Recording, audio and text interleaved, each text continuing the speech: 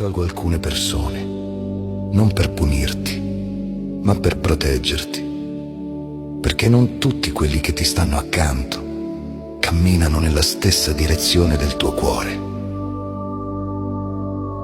Ti lascio nel silenzio per farti capire che non sei mai davvero solo. Io sono lì, nascosto tra i tuoi pensieri, nelle tue lacrime, nei momenti in cui pensi che io sia lontano. Non ti ho dimenticato, figlio mio, ti sto solo preparando, perché quando capirai che io ti basto, allora nessuna solitudine ti farà più paura.